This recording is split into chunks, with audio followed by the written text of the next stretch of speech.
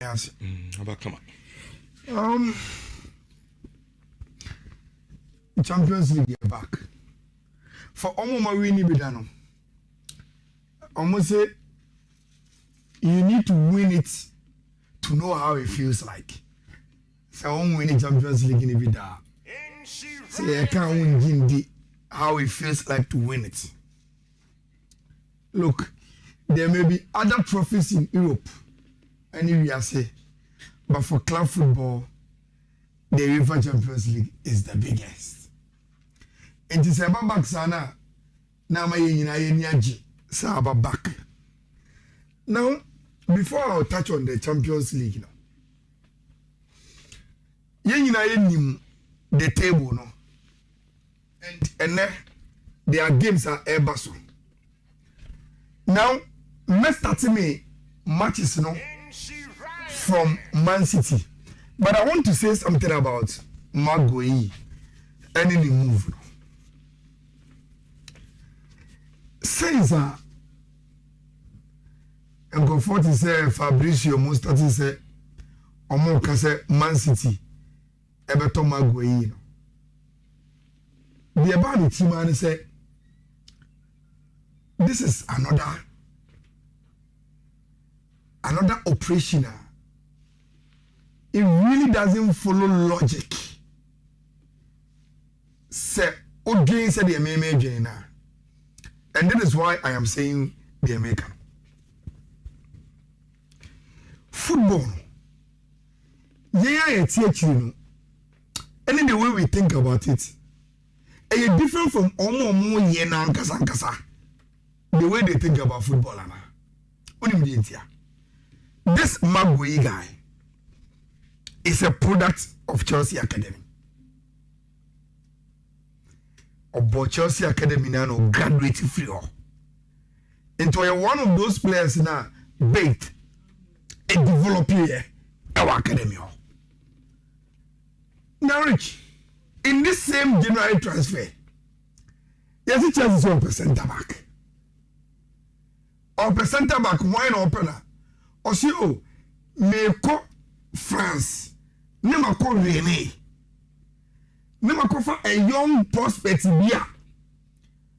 The potential in Andrew Marc Guehi. Okay, what a boy Mobono 65.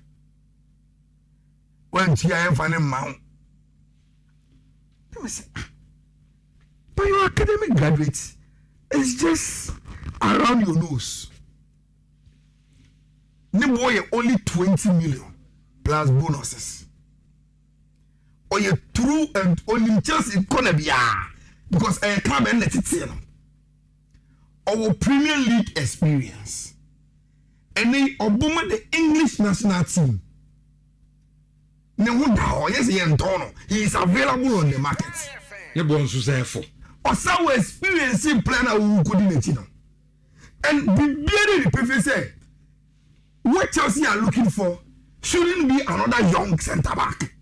So another young centre back there, and then Chelsea will be or other. Chaloba more, Jose Champo more, Thorson more. It is any young centre back in Chelsea here.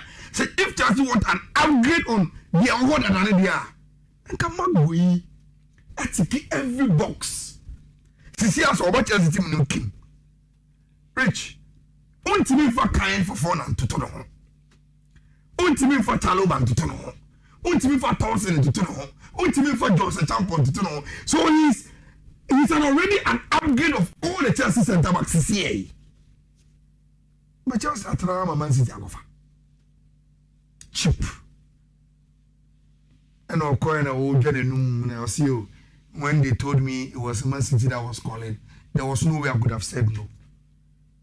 But meaning Panse, from his background, Sanke, if he was offered Man City Chelsea, and could be not ready to think. And probably would have gone to Chelsea to finish the unfinished business he started as an academy boy. See, since someone else say, "Yeah, time on Kasabat," and then I'm getting so let my friend team our Champions League. Sometimes they be yeah, it's and I'm on football on my but I think say Guehi dear for CCA the status in the English Premier League all ranking defenders. Any the availability of any bono and what in the profile CCI any there. Rich, me knew the Chelsea didn't put in a fight for Abanti friend of Guehi, but over any day almost say was sporting directors in one don't know what they know what they are doing. Science and data. It's in place. Probably I will meet me so more than they believed. If you are coming to Chelsea fans in the air committee, Mammy Tasso, not men coming. Now straight to the games. And you're a passion. Saman City Kobuda. The first thing that comes to your mind in terms of predictions are goals. Goals comes into your mind. But my Shadi, let's go back to the Champions League table and let's try to find club friend of Manchester City. Rich, you will find them fourth with 13 points. What it means is that even though Man City is in the English Premier League now, but it seems that in the Champions League, I'm from the and me sure pass Pep actually City team now, which you will not want to take this current Man City team through the playoffs. And then you maintain baby on so let's not add a knockout phase in the Champions League. You qualify straightforward, and to qualify, they must get results against Bodo, so that they can maintain their status in the first 8. And I think say yes, Bodo can be stubborn, they can score goals, but any game I am expecting Man City to go to Norway and lose. So the least will be a Man City double chance and the game over 1.5. They can even beat Bodo away in Norway. So cards any Bodo match. Cards after the able to win the Champions League. And your two teams are also current record. I'm going to club Bodo card. Say, so no maso, coach, the for but still now. To find more consistency. But I think say, you see, even in the land of the blind, one man eye is king. I think club boogie our quality be a broken heart. So even though they will be traveling away, I think I will give Boogie for a double chance. I will start game with Napoli and so Echo Copenhagen. It is a game. Antonio Conte, I can answer it. The moment you add continental competition, I don't need him. But as a top coach, you can't only coach in the league and as a domestic football. You need to show your mettle away on the continent. But the moment you add that, Antonio Conte, I say, yes. And then Napoli team are flying. And a Copenhagen team, they are able to create chances in games. And they like scoring too. Rich, it will be, you can say, a risk here. But maybe a risk what I will bet me attacking with a Napoli double chance away to Tima, your friend Copenhagen. One of the biggest. Inter against Arsenal.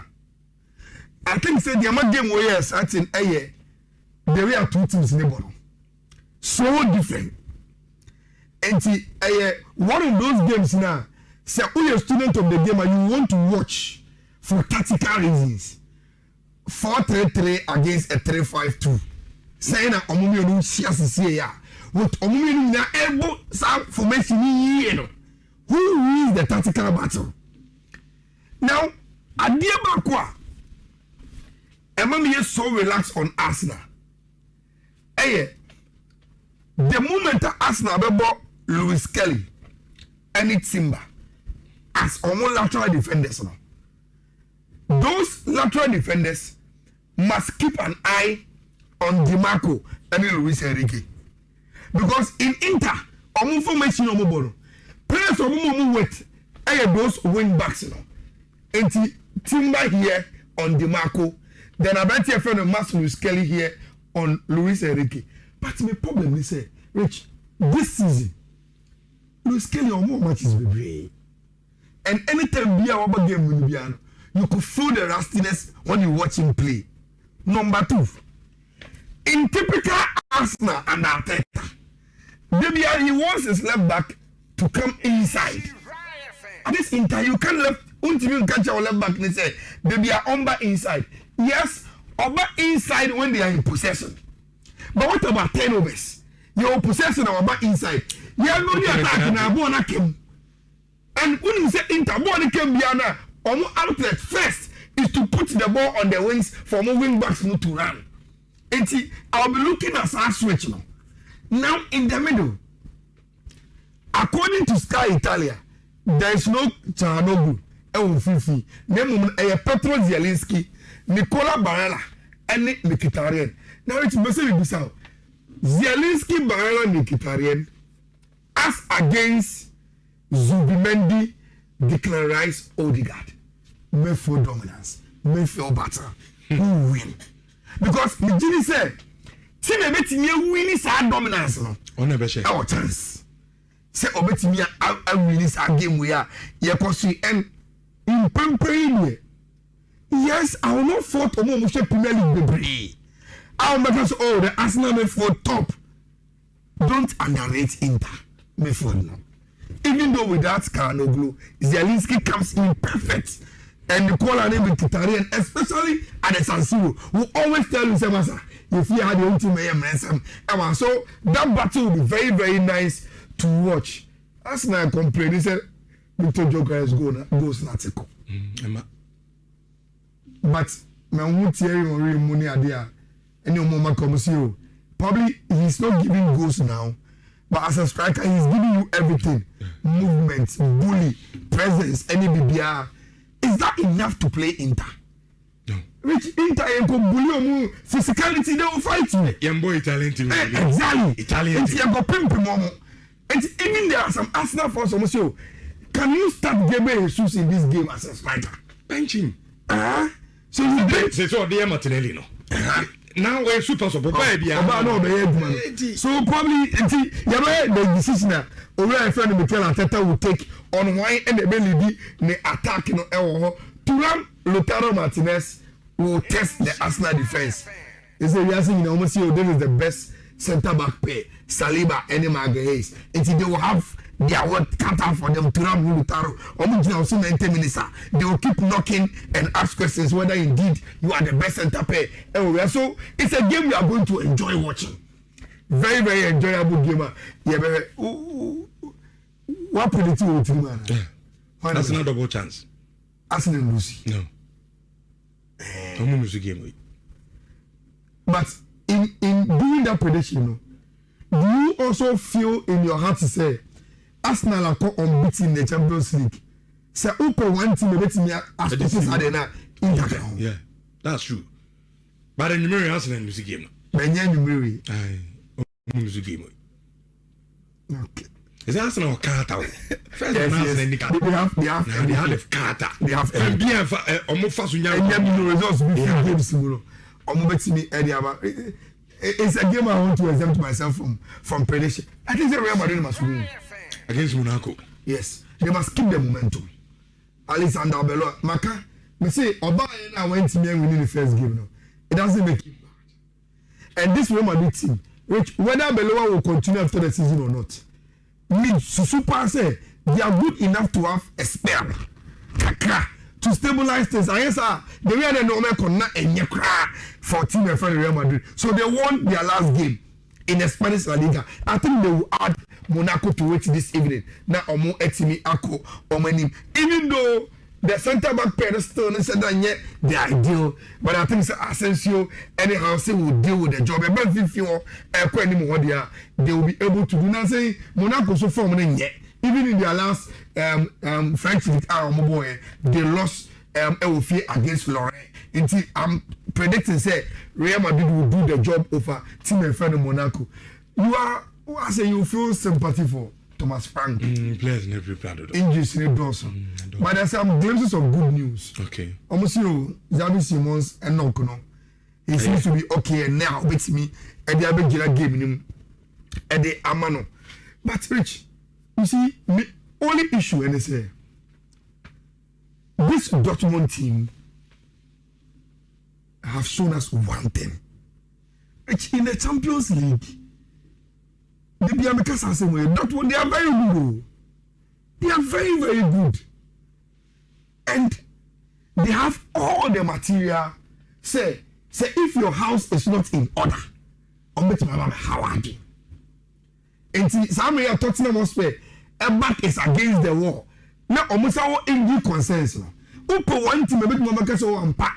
Sadia now and conform omu facing a crisis and pack, and you have to take advantage of it. That won't count. Okay. It is a game I'm expecting goes to rain. I was a game in him. And Mekono and over 1.5 and over 2.5 in a Tottenham Hotspur Dortmund game. Baba said him so at the Why they all? Pap. I'm not the first game. I'm about crazy. Olamkine okes. Yeah. They are see telling the asset because I don't perform with the assets bad your manager. Oh, but any upset. The name issues for better na say. And it's okes. I know what say huge so. It's okes we. Okes I say 3-0. Wow. It is okay for final. Oh, wow. Or try prem. Nice one. Rich. And you ever come about to see na Sporting CP. Come off your Sporting CP for now. I think Amorim the Omu. In all honesty. And in big games, whether home or away, now you can't put your money on them. Yes, we were Paris Saint-Germain team or the travel here. There are some few players here. Or may say like Lee Money Adi and even Jao never seen in him. But Rich, we Sporting CPA. So I will give a double chance to Paris Saint-Germain and the game to give us over 1.5. Then this game, look, we will scan now with Beto Villarreal also. I asked him, this kind I asked him, so a Villarreal, at least you want to be comfortable. A Villarreal double chance for you and Pablo over 1.5 in this game. Ebitimi Ako and the amount. Before I come about Sports Stadium, I couldn't come on. No, only 2 codes spent. Sunday, no, the first rollover boy. Into one channel, one Telegram, on Facebook, enemy X there. You are clear day 1. Now we are in day 2. Yes, sir, that's a young command day. You better because another Champions League go on here could day 2. But so when we need the one Libya, you can also start your day 1 and net.